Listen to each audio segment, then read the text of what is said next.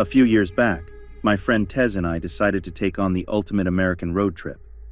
The plan was simple: start in New York, end in LA, and take 6 weeks to zigzag through the country with no strict schedule.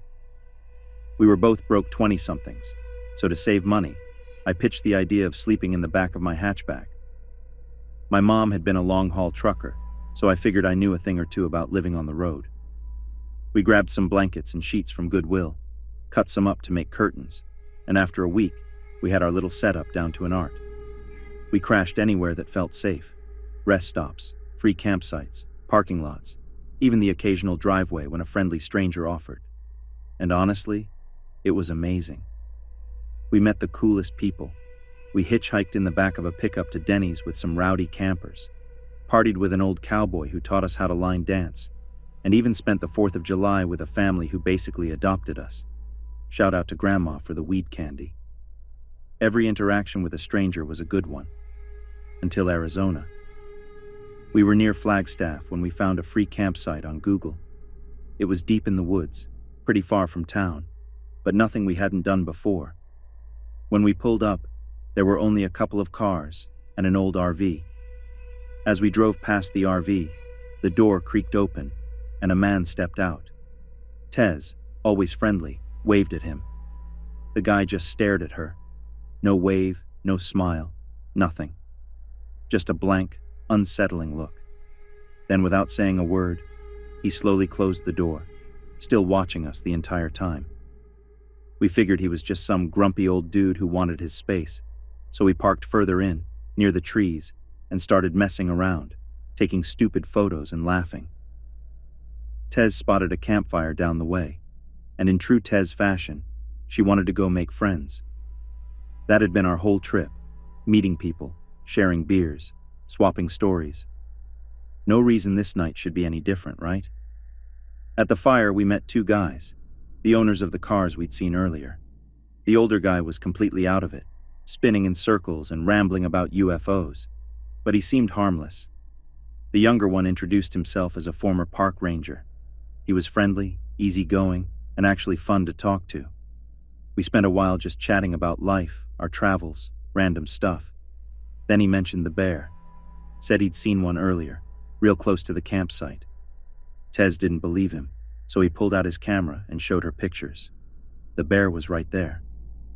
We both got a little uneasy because one of us always had to get up in the middle of the night to pee, and the idea of stumbling into a bear in the dark, not ideal.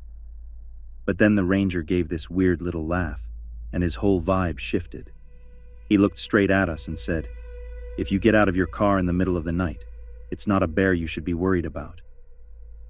I waited for the punchline, the part where he'd smirk, nudge Tez, and say he was just messing with us. He never did. I forced out a chuckle and made a joke about serial killers in the woods. Tez played along, throwing in a Texas Chainsaw reference. But every time we tried to change the subject, he kept bringing it back. He kept talking about people disappearing in the woods, things grabbing people from their cars. It didn't feel like he was just telling spooky stories. It felt like he was trying to warn us. The older guy was too spaced out to notice, just staring at the sky. But Tez and I were getting more uncomfortable by the second. Then the ranger got up, walked over to his cooler outside the fire's glow, and that's when I saw it. A tiny red dot in the darkness. It took me a second to realize what it was.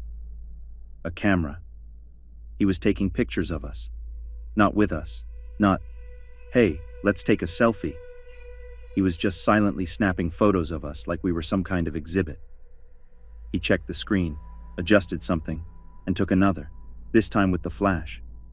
Tez and I just sat there, stiff as boards, staring at him. He didn't explain, didn't ask if it was okay.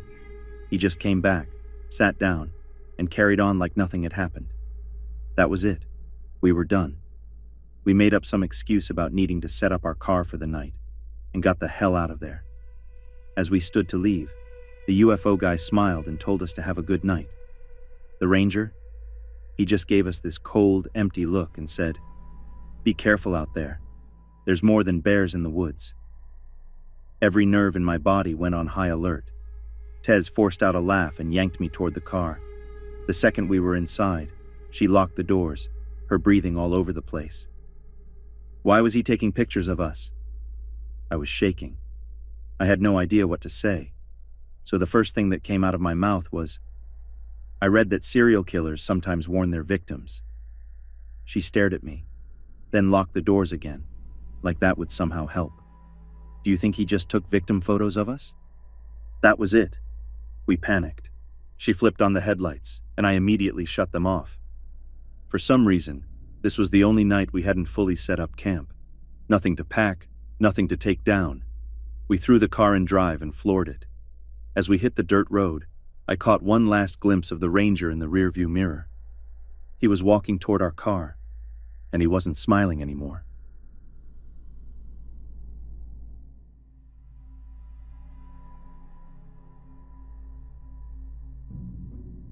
A little while back, my wife and I were on a road trip up into the mountains.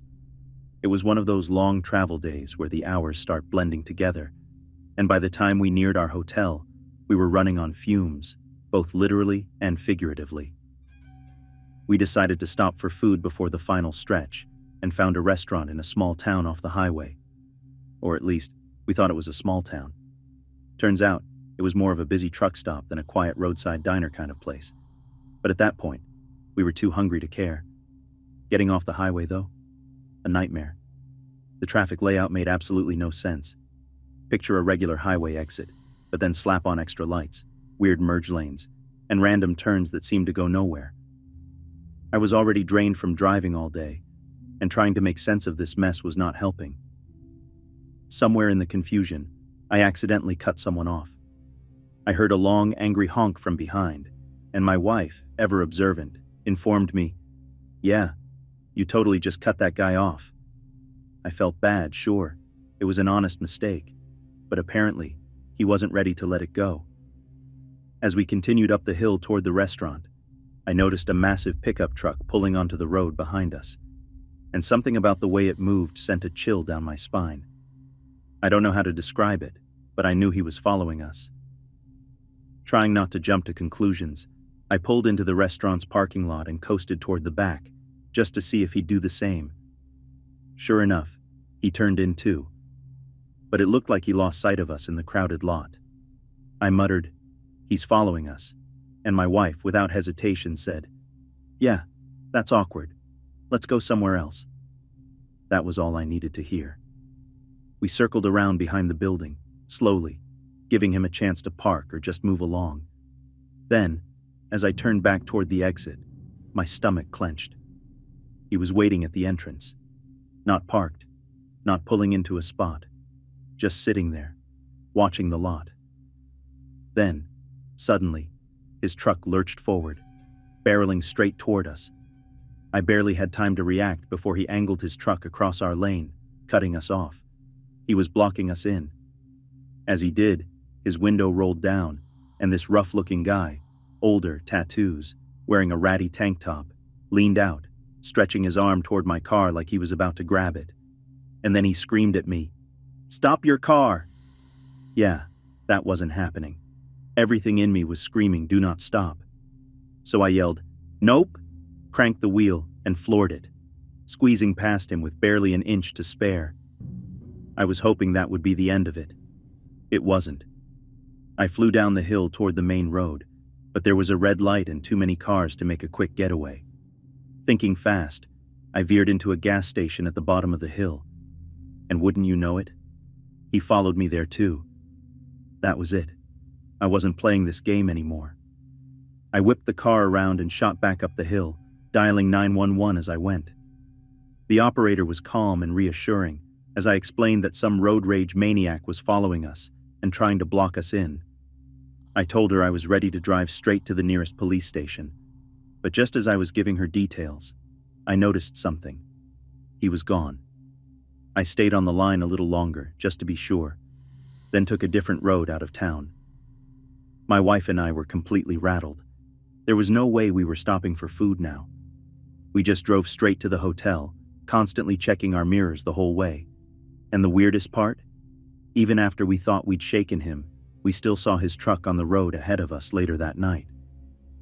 We doubled back, took took another route, and didn't stop for anything. And I couldn't shake the feeling that we had barely dodged something a lot worse than an angry driver.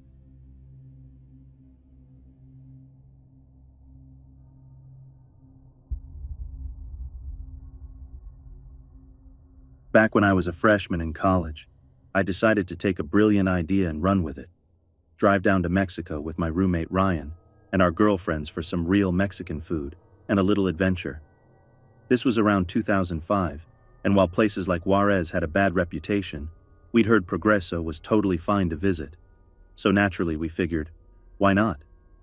The four of us packed into my car and made the 3-hour drive from Corpus Christi late on a Sunday night.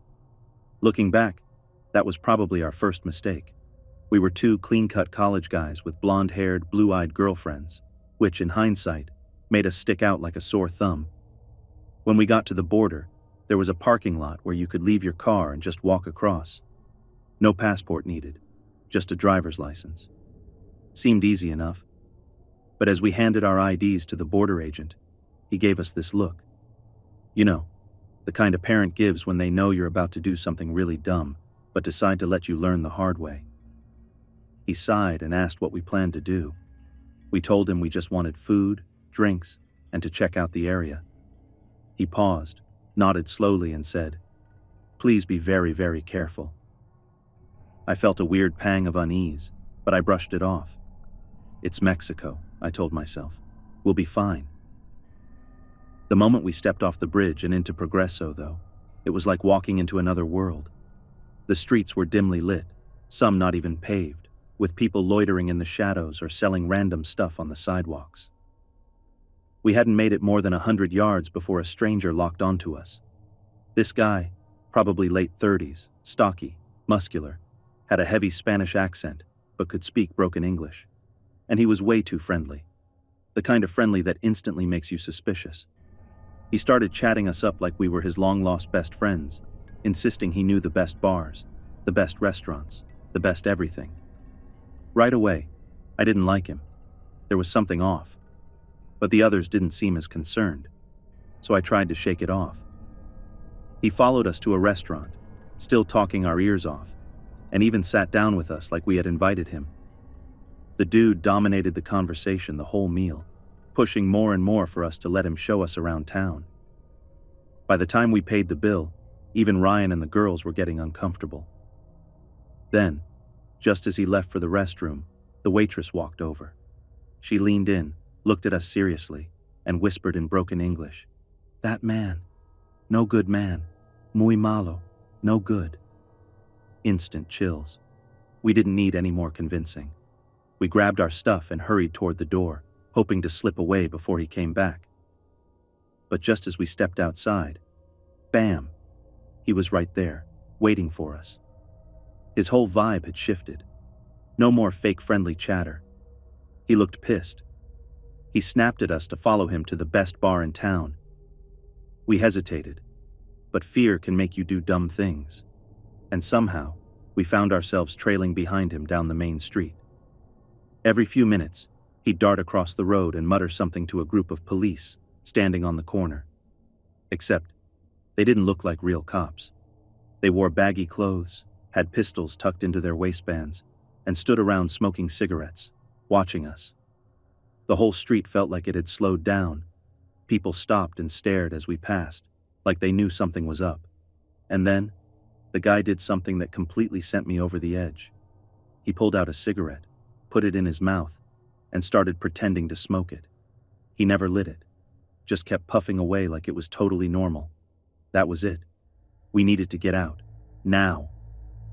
I was mentally keeping track of how far we'd walked from the border, and the bridge lights were getting smaller and smaller. Then we turned onto a side street, and at the end of it, I saw a van parked alone in an empty lot. The guy motioned toward it and said the bar was just a little farther. Nope. Absolutely not. I stopped walking and said, "Nah, we're done. We're going back." The others looked at me, and I could see the fear in their faces.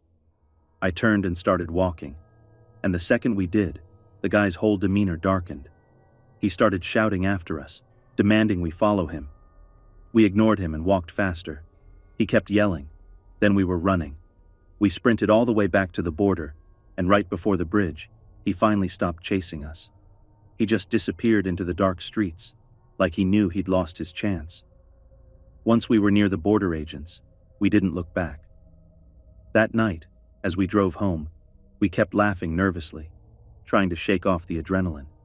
But we all knew we had just dodged something really, really bad.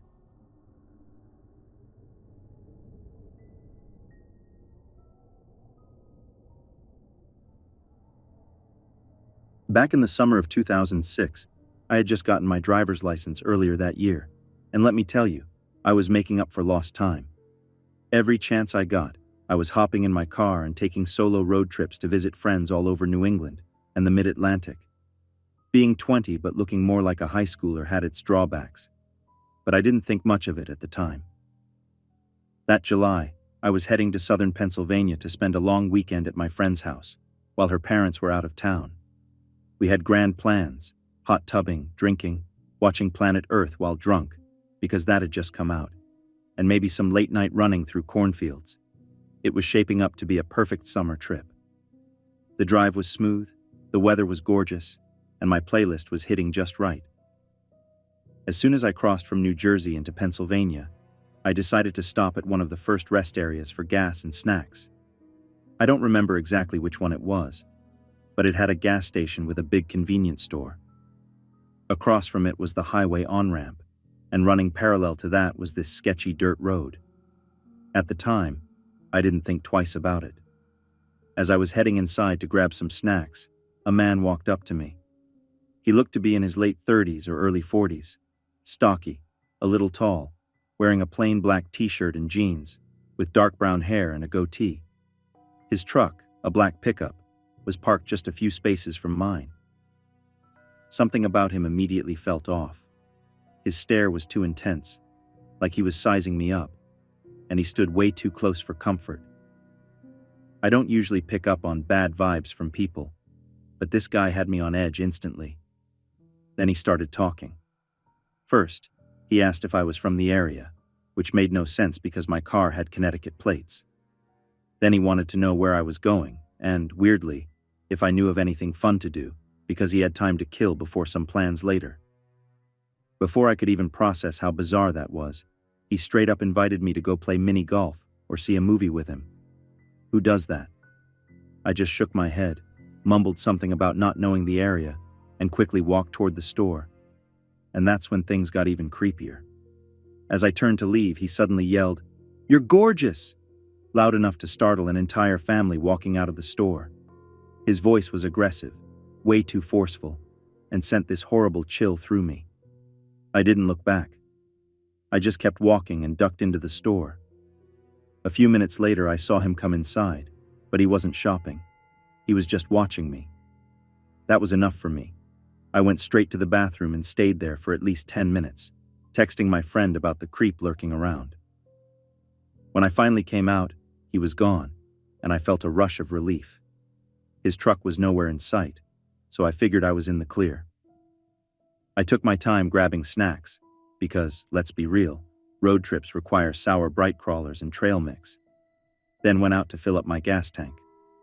That relief didn't last long. As I pulled up to the road leading back to the highway, I suddenly heard honking, persistent, loud, like someone really wanted my attention. I looked over, and there he was, sitting in his truck on that dirt road parallel to the highway ramp, waving me down and shouting. My stomach twisted into knots. He had been waiting for me, watching. That was it. I floored it onto the highway. Within seconds, I saw his truck pull onto the road behind me. My hands were shaking as I called my friend, barely able to get the words out. She stayed on the phone, trying to keep me calm while I sped down I-78, doing everything I could to put distance between us. I don't know how long he followed me, but after a few exits, his truck finally disappeared. My friend and I had already come up with a backup plan.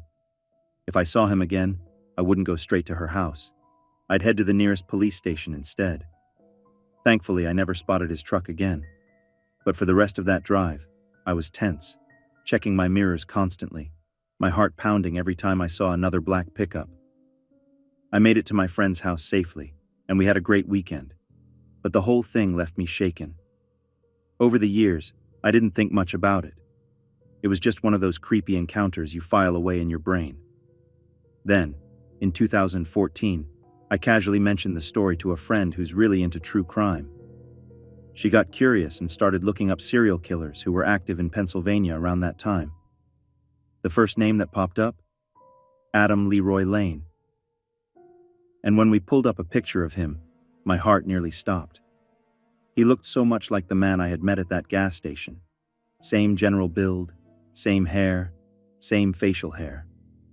The only difference was that in my memory, the guy seemed slightly slimmer.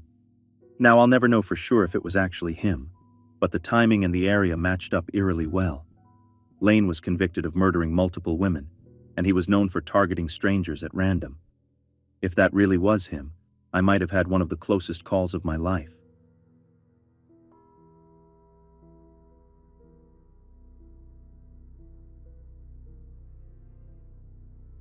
A couple of summers ago, I took my son on a day trip to celebrate his birthday. We went to a water park, had a blast, and after getting a little lost thanks to Google Maps' amazing navigation skills, we ended up stopping in this small town for dinner.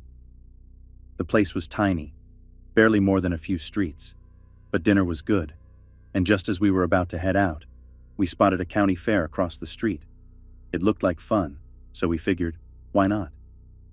The fair was winding down for the night, but a tractor pull was about to start, and since none of us had ever seen one, we thought it'd be a fun way to cap off the day.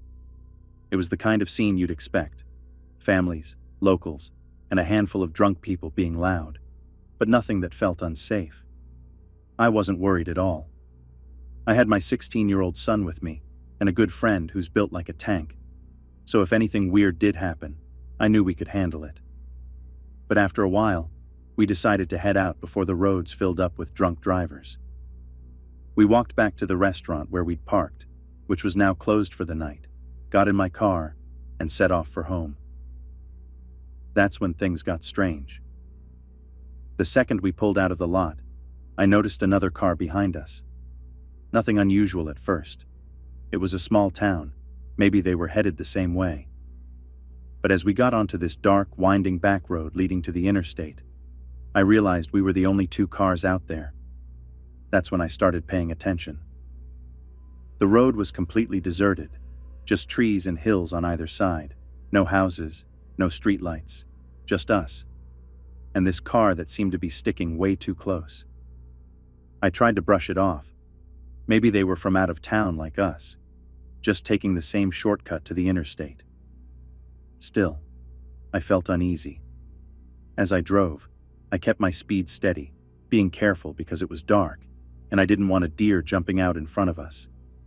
But then, I noticed something. This guy wasn't just following me, he was tailgating me. I slowed down, hoping he'd just pass and be on his way. Instead, he did the opposite, got even closer.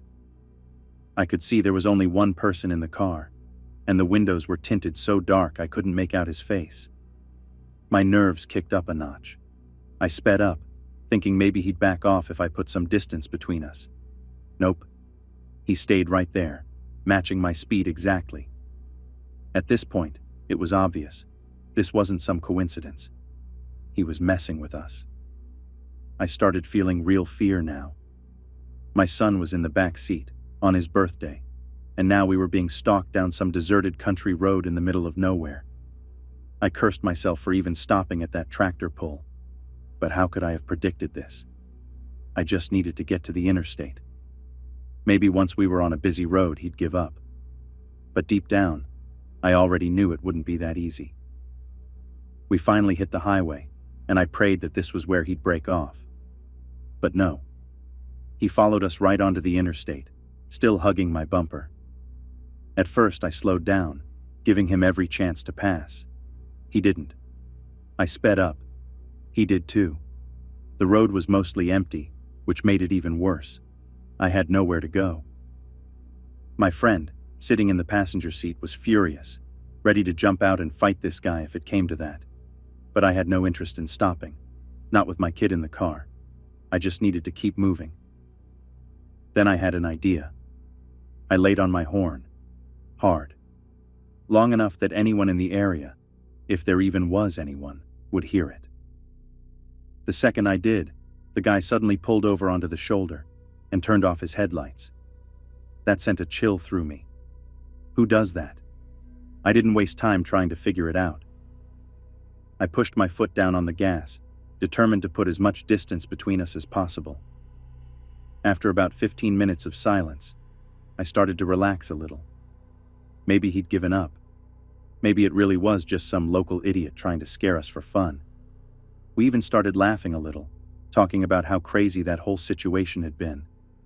But just when we thought it was over, headlights exploded on right next to us. I nearly screamed.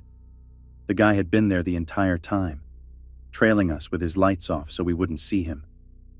He had waited, lurking in the dark, just so he could pull this stunt. I wasn't scared anymore. I was pissed. He had been following us for an hour now. This was no prank. Far up ahead, I spotted the taillights of a semi. I knew what I had to do. I gunned it, trying to catch up, knowing that if I could just get close to another vehicle, I wouldn't feel so alone out here. The guy must have realized what I was doing, because that's when he tried something new. He swerved at my rear panel, like he was trying to run me off the road. My heart pounded as I dodged him by inches. I wasn't playing games anymore. I pushed my car faster, finally catching up to the semi, sticking as close as I could to its bumper so there was no room for the guy to cut me off. And then something amazing happened. The trucker must have realized what was happening, because out of nowhere, he swerved hard into the left lane, cutting the guy off completely, and then tapping his brakes just enough to slow him down. That was my moment. I floored it, speeding past both of them, putting as much distance between me and that psycho as possible. I didn't stop until I was nearly home. I pulled into a well-lit gas station, and by some miracle, there was a cop sitting there. My friend jumped out and told him everything. The officer immediately called for backup to look for the guy. We didn't go straight home that night. I left my car in a different parking lot just in case, not wanting to risk him seeing where I lived. For weeks I kept looking over my shoulder, jumping at the sight of any car that looked remotely like his. And here's the part that still gives me chills.